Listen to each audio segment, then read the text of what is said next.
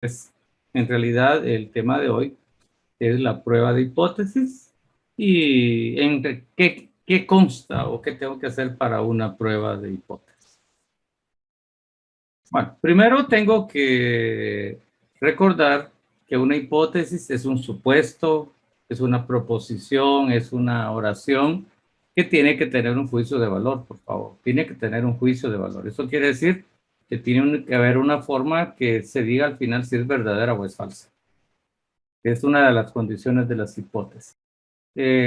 Existen dos tipos de estudios en los cuales se pueden hacer hipótesis.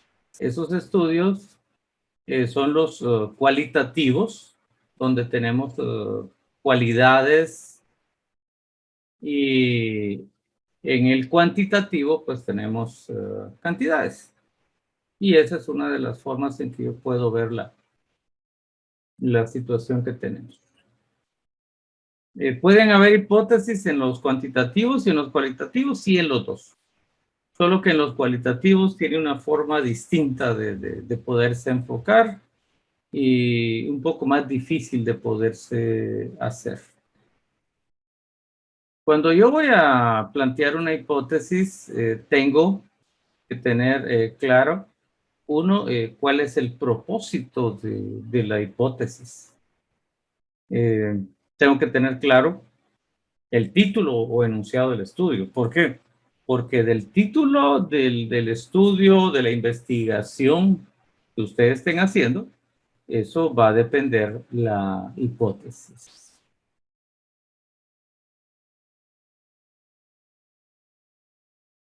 Si el título está mal redactado, entonces no puedo encontrar una hipótesis en ella. Hay que tener mucho cuidado. ¿Y cuál es el propósito? ¿Qué es lo que yo quiero lograr con mi hipótesis?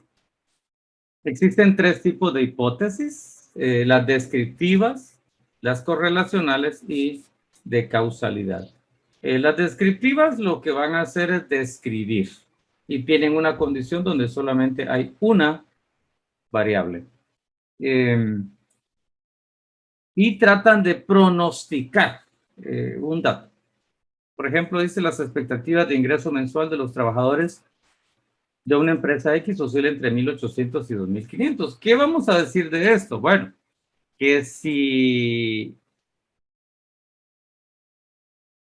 el resultado me dice que no es, que es menos de 1.800 o que es más de 2.500, entonces es falsa. Y entonces lo que voy a hacer es que tengo que aceptar una de las hipótesis, ahí donde yo tengo que trabajar lo que es la alterna y lo que es la nula. Pero en las descriptivas lo que yo trato es de encontrar una respuesta y es un dato, únicamente un dato. No puedo mezclar dos en una descriptiva. Y al final voy a llegar a una sola respuesta. ¿Sí es cierto o no es cierto? Si tengo la propuesta de investigación o del investigador es esta, entonces yo tengo, si el resultado me da entre 1.800 y 2.500, entonces acepto la propuesta del investigador. La propuesta del investigador se conoce como HA y como H1 o H sub 1 o H sub A. Y la propuesta del problema en realidad la identificamos con H sub O o HO. En las correlacionales, la palabra co significa en la misma línea. Y tenemos en realidad que hay dos variables. En el correlacional lo que trato de ver es si hay relación o hay asociación entre las variables. Eso es lo que quiero ver yo. Por ejemplo, en estos dos ejemplos dice: ¿existe relación entre la motivación y la productividad? Si existe relación, pues tengo que tener un número que me va a indicar. Hay una tabla también del indicador de cuándo se acepta o cuándo se rechaza. La inteligencia se asocia con el grado de estudio. Aquí tengo mis dos variables. En estas dos variables, como está a nivel correlacional, lo que tengo que averiguar es si hay relación entre las dos. Una de las más comunes que yo he utilizado es horas de estudio versus el punteo que saquemos en el examen. La teoría es que a mayor horas de estudio, de mayor preparación, voy a salir mejor en mi examen. A menor horas de preparación o de estudio, voy a salir más bajo en mi examen. Hay una, por ejemplo, mientras más alta la persona, más va a pesar. Relación talla-peso. Mientras más duermo, más engordo. Podría ser, ¿verdad? No sé, habría que investigarlo, a ver si es cierto. Y ahí está su tema de tesis, de una vez. Bueno, estas son las correlacionales. Y esta, la última, que es de causalidad. ¿Por qué se llama de causalidad? Porque estamos viendo causa y efecto.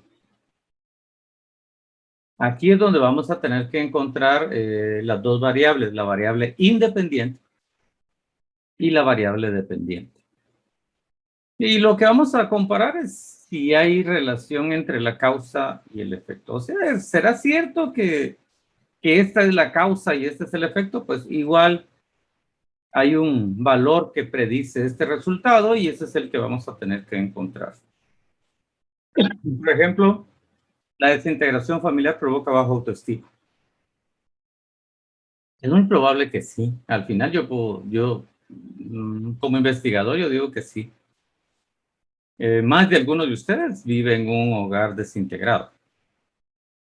Más de algunos de ustedes vive, ya sea con sus abuelos, o solo con mamá, o solo con papá, o vino un papá y armó otra familia, y eso provoca baja autoestima en las personas. En este caso, en los adolescentes afecta más que en los adultos. Ustedes ya poco a poco dejan la adolescencia y se están convirtiendo en adultos tempranos. Y al final corroboro que es cierto, entonces sí digo yo que la desintegración familiar va a provocar una baja autoestima. Y el segundo ejemplo que tenemos es el rendimiento académico influye en la deserción escolar. Tengo mi variable independiente, que es el rendimiento académico, y mi variable dependiente, que es el escolar. La deserción escolar significa que usted va a dejar la escuela o la universidad porque ha salido mal en sus primeros dos parciales. Por ejemplo, a partir de estos dos parciales, usted va a decir, no, mejor me retiro porque no, esta carrera no es para mí. Eso significa que sí, que el bajo rendimiento académico suyo, en este caso bajo, va a provocar que usted se salga de la carrera o que piense estar buscando otra carrera para el próximo año. Entonces, cuando yo hablo de una hipótesis de causalidad, lo que estoy relacionando es causa y efecto. Está la variable independiente y la variable dependiente. Se llama variable independiente, nosotros la catalogamos como X, y la variable dependiente como Y. Hay una ecuación canónica que vamos a ver para ver las relaciones que hay en estas ecuaciones. Ahora, ese es un pequeño recordatorio de lo que son las hipótesis, pero ahora vamos a pasar a prueba de hipótesis. ¿Qué es en sí la prueba de hipótesis? La prueba de hipótesis es un procedimiento basado en evidencia muestral. Aquí quiero detenerme un poco porque sí, quiero hacerlo. Ok. Prueba de hipótesis. Como la palabra lo dice, lo que voy es a probar si la hipótesis es verdadera o es falsa. Lo que voy a tener que ver es una evidencia muestral. ¿Qué significa esto? Bueno, cuando yo hablo de evidencia muestral, lo que estoy diciendo es que para poder verificar una hipótesis, yo tengo que hacer un experimento. Y ese experimento es obtener una muestra y sobre esa muestra trabajar y luego compararla con la población. Por eso necesito datos de población y necesito datos de muestra. Esa es la primera situación que vamos a tener. Y lo que vamos a verificar es si es racional o no es racional. Eh, si el enunciado es racional, entonces no lo vamos a rechazar. Ahora, si es irracional, entonces lo vamos a rechazar. O si es lógico o es ilógico, o sí puede ser o no puede ser. Pero tenemos una situación de que las dos hipótesis no pueden coexistir juntas. Solamente puede existir una de las dos. Si yo acepto HO, estoy rechazando HA. Si yo acepto HA, estoy rechazando HO. Aunque todo se trabaja sobre HO.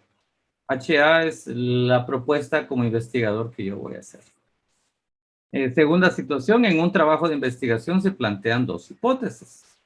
Y ahí es donde yo tengo que buscar mi hipótesis nula y la hipótesis alterna o del investigador. En el análisis estadístico de los datos servirá para determinar si se puede aceptar o no la HO, en este caso la nula. No tanto sobre HA, es sobre HO. ¿Por qué? Porque la HA es la que como investigador yo me estoy proponiendo encontrar. Entonces va a servir en esa situación. Por ejemplo, si yo hablo del COVID, que es tan real en nuestros días, si yo hablo del COVID y decimos la mayor cantidad, el porcentaje más alto de contagios se da en adultos mayores. Al final yo puedo verificar, ¿verdad?, que es un alto porcentaje o es un bajo porcentaje. Y me están diciendo, a nivel de Guatemala está en un 10% el nivel de contagios. Ah, bueno, pues vengo yo, voy a ir al hospital, voy a sacar una muestra de 100 personas que llegaron al hospital y encuentro que de las 100 personas llegaron 15 por COVID. Ah, bueno, ese es un 15%, entonces es mayor. Al final voy a decir yo, no, el resultado es mayor que el que están proponiendo. Los niveles de contagio son equivalentes al 10 por cada 1000 personas. Entonces vengo yo y voy a averiguar en el hospital, mire, en X días, ¿cuántos tienen registrados contagiados en este momento? Ah, bueno, tenemos 4.950 que están casos activos. Bueno, 4.950, la población tiene 36.000, divido esto dentro de esto y digo yo, no, es más el resultado que estoy llegando. Entonces vengo y tengo que manejar mis hipótesis para poder llegar a ese resultado. Ahí es donde yo tengo que establecer la relación con mi muestra y la relación con lo que me dan en la población. Por eso es que necesito las dos partes. Y de último, pues tenemos que cuando se rechaza HO, lo que significa es que el factor estudiado ha influido significativamente en los resultados. Al final, yo voy a llegar a dos situaciones, que es el último paso, porque hay pasos, les cuento. Hay algunos libros que tienen 10 pasos, otros libros que tienen 7 pasos, otros libros que tienen 12 pasos. Pero vamos a tener que tratar de agruparlos en la menor cantidad de pasos posible. Y al final lo que tengo que llegar es a una conclusión. ¿Y cuál es mi conclusión? Bueno, ¿acepto mi hipótesis nula o rechazo mi hipótesis nula? Lo único es que tengo que aclarar por qué lo estoy haciendo. Eso lo voy a hacer según la hipótesis y la hipótesis me va a dar la respuesta al... Bueno, le damos la siguiente diapositiva. ¿Qué aspectos generales debo de tomar en cuenta para poder analizar las hipótesis? Bueno, uno, debo de tener presente que la hipótesis de investigación debe coincidir. H1 o HA son las dos formas de representar la hipótesis alterna. Mi hipótesis alterna es lo que el investigador está proponiendo. Segunda situación, debemos plantear una hipótesis de investigación que coincida con HO. HO es lo que nos está dando la población o la información general, la que nos da el Ministerio de Salud, la que nos da la OPS, la OMS, o la que nos da el CDC en Estados Unidos sobre los casos de contagios que hay.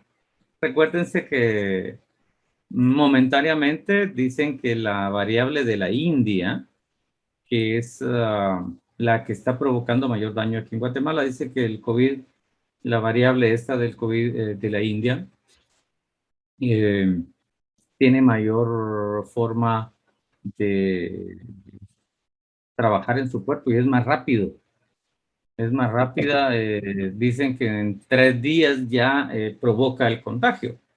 Es más rápido, o perdón, se contagia y luego empieza a sentir usted los signos y los síntomas. La hipótesis es el elemento que condiciona el diseño de investigación. Según la investigación que estoy haciendo, va a depender de mi hipótesis. También va a depender del problema que yo me estoy planteando. Ese es el motor de la investigación, el que hace girar todo el trabajo que estamos haciendo. El propósito de la prueba de hipótesis es determinar si el valor propuesto, en este caso, que es mi valor hipotético, debe aceptarse como real o como irreal. O verdadero o no verdadero. Racional o irracional. Algunas de las palabras que podemos estar ocupando. Ahora sí, vamos a ir con el primer paso. El primer paso de una hipótesis es eso, ¿eh? Plantear mis dos hipótesis. Tengo 3 posibilidades a la hora de poder realizar. Recuerden que HO es mi hipótesis nula y HA o H1 es mi hipótesis alterna. Tengo 3 posibilidades que me están dando. La primera posibilidad que me dicen es que las dos van a ser iguales. En este caso, si ocupo la P, son de probabilidades o proporciones. Que voy a tener que van a ser iguales. HO me dice iguales y HA me va a decir no iguales. Por ejemplo, la situación del COVID en Zacapa y Chiquimula tiene igual número de contagiados. Eso me diría el Ministerio de Salud. Pero vengo yo y digo, no, son distintos, no son iguales. Pero tengo 2 posibilidades además de esa. Yo puedo decir que hay más contagio en Zacapa que en Chiquimula. O puedo decir que hay más contagio en Chiquimula que en Zacapa. Entonces tengo 3 posibilidades. La primera es la igualdad. HO me dice, son iguales. HA me va a decir, no, son iguales. HO me dice, es que Zacapa tiene menos contagios que Chiquimula.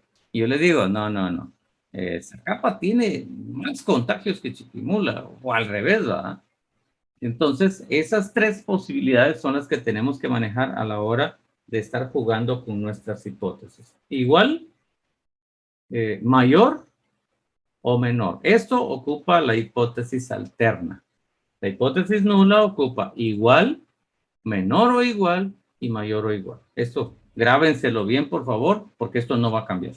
Y esas 3 son las posibilidades. Según sea la posibilidad que esté planteando, así va a ser la forma en que tenemos que graficar y la forma en que tenemos que resolver. Paso 1, entonces, vamos a plantear nuestras hipótesis. Paso 2, vamos a tener que elegir el nivel de significancia. En este caso, lo que vamos a hacer es buscar el valor de alfa. ¿Quién es alfa en realidad? Bueno, alfa es la máxima cantidad de error que estamos dispuestos a aceptar. Si mi trabajo es de 2 colas, alfa va a estar en las 2 colas. Si es de una cola, va a estar en la cola donde está el error. Puede ser mayor que o puede ser menor que. Entonces, por lo regular trabajamos con alfa de 0.05 por defecto. Todos los programas estadísticos, las calculadoras, vienen con el 0.05 para poderlo trabajar. Entonces, ¿podría cambiar? Sí podría cambiar en cierta situación, dependiendo del estudio que se dé. Recuérdense, la vez pasada les estuve les mandé algunas imágenes sobre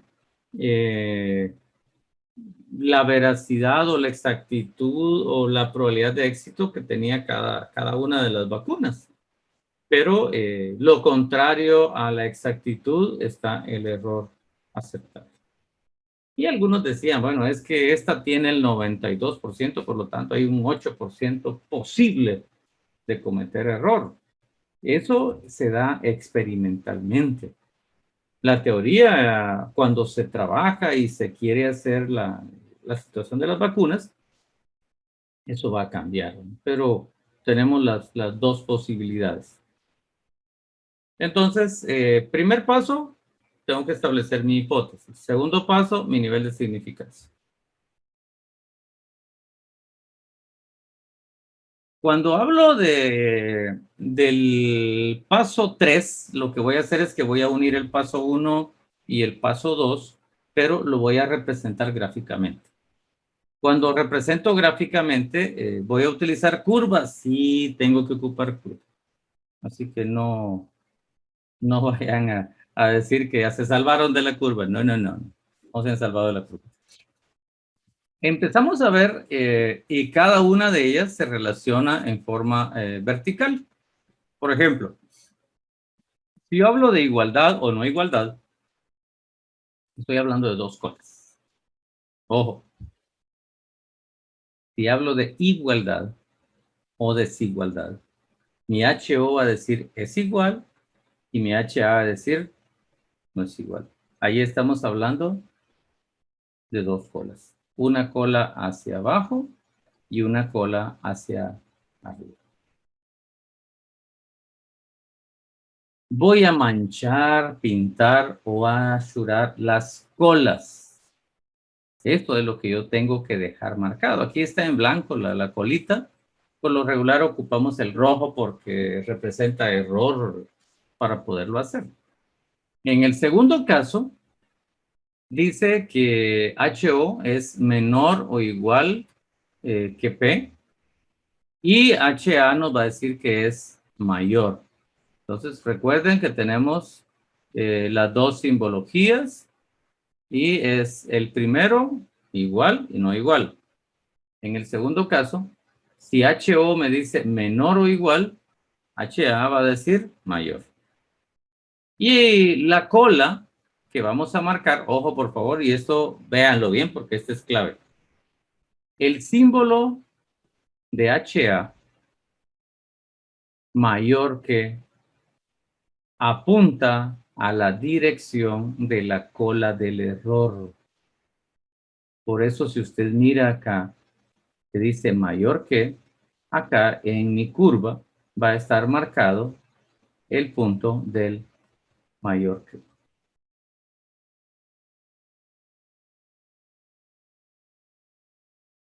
Y luego en la última que tenemos, se nos presenta donde HO nos dice mayor o igual y HA nos va a decir menor. Ahora observemos la curva y vamos a ver que está en menor que.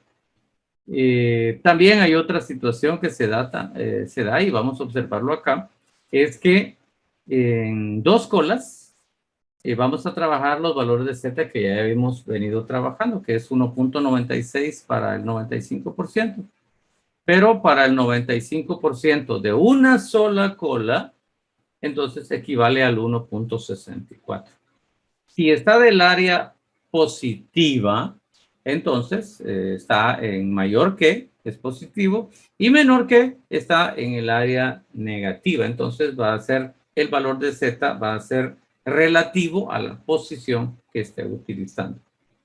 Si estoy diciendo mayor que, entonces estoy yéndome al lado positivo. Pero si digo menor que, me estoy yendo al lado negativo. Por eso es que si ustedes logran observar aquí, van a ver que dice menos 1.64 y más 1.64. Y aquí es donde ya llevamos la primera parte, donde ya tengo el paso 1, plantear mis hipótesis, la 2, alterna y nula, Segundo, tengo que establecer mi nivel de significancia. 3, tengo que determinar la zona de aceptación de la hipótesis nula. ¿Qué significa esto? Lo que está en medio es mi área de aceptación de HO y las partes marcadas en blanco, que no lo vamos a hacer en rojo después, es mi área de rechazo de HO. Ahorita lo vamos a ver mejor, más adelante. El cuarto paso, tengo que establecer, aquí aparece como la función pivotal, es el pivote, es el eje, ¿va? Y lo que tengo que establecer es qué fórmula voy a utilizar, en otras palabras más sencillas. Y esto va a depender de de tres situaciones posibles. Uno, el tamaño de la muestra. Si el tamaño de la muestra es mayor de 30, entonces se trabaja con Z. Si el tamaño de la muestra es menor de 30, trabajamos, menor o igual a 30, trabajamos con el valor T. Y si no tengo el tamaño, sino que me dan proporciones, sigo utilizando Z, pero la fórmula es esta. Hay otra cualidad también, que si mi muestra es pequeña, pero cuento con todos los datos que me están dando acá, entonces yo puedo trabajar con el valor de Z. No hay mucha diferencia en cuanto al resultado. Entonces, aquí voy y ya va teniendo forma mi prueba de hipótesis. Ya vamos, ¿cuántos pasos? 1, establecer mis hipótesis. 2, establecer el nivel de significancia. 3, dibujar mi curva y establecer mis áreas de rechazo y aceptación. 4, determinar la fórmula que vamos a utilizar para poder resolver este problema. Bueno. ¿Cómo trabajo este paso 5, que es en el que estamos? Voy a ver este ejemplo para que podamos analizarlo. Y dice, vamos a reemplazar la fórmula por los datos que tenemos. Eso quiere decir que tengo que tener la información respectiva y esa es la que tengo que conocer para poder encontrar mi fórmula. Ejemplo dice, deseamos realizar una prueba de hipótesis para la media poblacional de los estudiantes de la USP y planteamos la hipótesis de interés de que las edades son diferentes a 25. Esto es lo que estamos planteando. Posteriormente vamos a encontrar una muestra de 40 alumnos y encontramos que el promedio de edad es de 22.5 años, con una desviación de 4.5. Esto es, por eso decía al principio que se basaba en una muestra, pues una situación muestral. La fórmula es esta y lo que nos pide es la media muestral, que en este caso es 22.5, me pide la desviación de la muestra, perdón, la media de la población, que es 25. Todo esto va a ir dividido en la desviación, que es 4.5, dividido la raíz cuadrada de la muestra. Y la muestra es 40. Resolvemos esto y al final llegamos a la respuesta de que el valor Z es de menos 3.51. Esta es la función que tengo en este momento de poder establecer mi fórmula, la resuelvo y encuentro el valor Z. Pero, ¿qué voy a hacer con este valor Z? Esa es la siguiente pregunta. Bueno, este valor Z ya viene y en el paso 6, lo que me dice es que tengo que colocarlo en la curva para ver si cae en el área de rechazo o en el área de aceptación. Y voy y digo, bueno, ¿dónde está el 3.51? Ya sé que mi Z es menos 1.96 a la izquierda, más 1.96 a la derecha. Tengo dos colas. Si cae en cualquiera de las dos colas, entonces rechazo.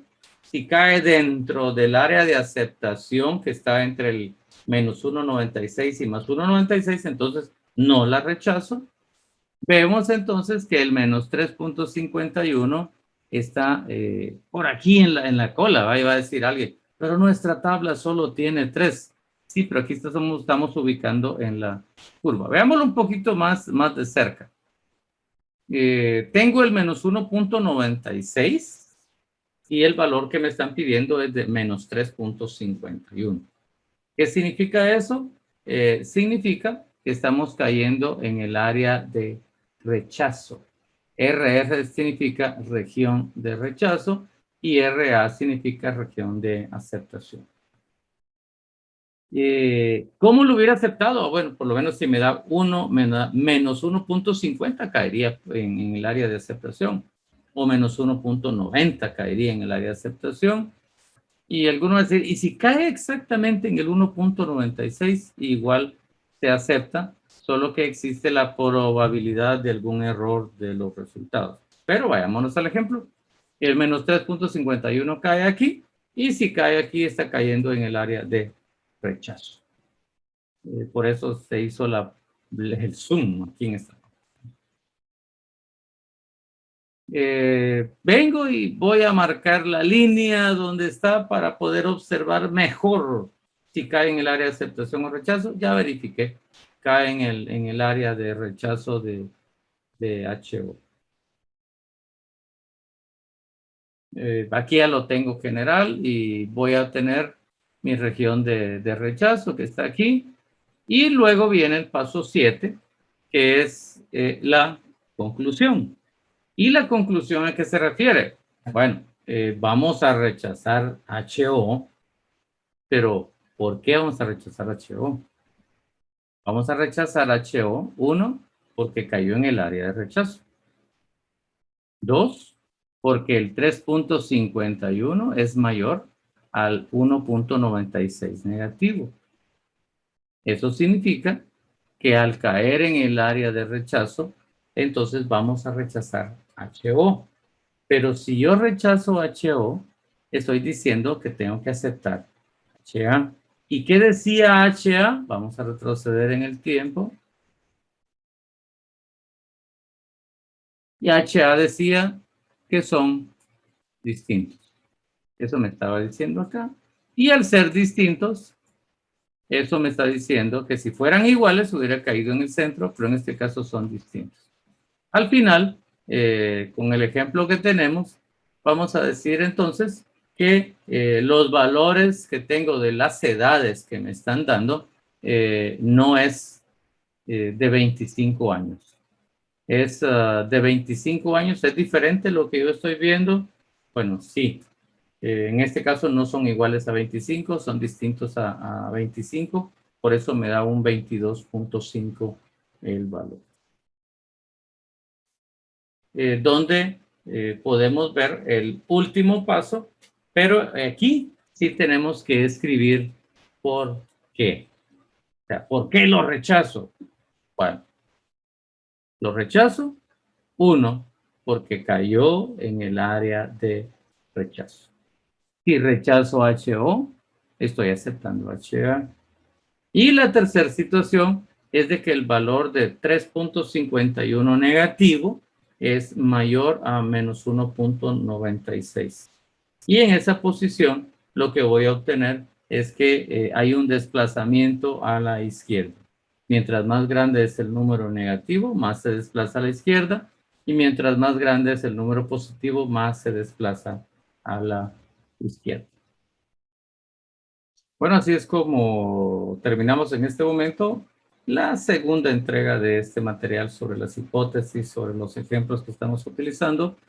Y la próxima ocasión vamos a continuar un poco más profundo la temática de la prueba de hipótesis. Así que ya saben, marquen la campanita, suscríbanse por favor y hasta una próxima oportunidad.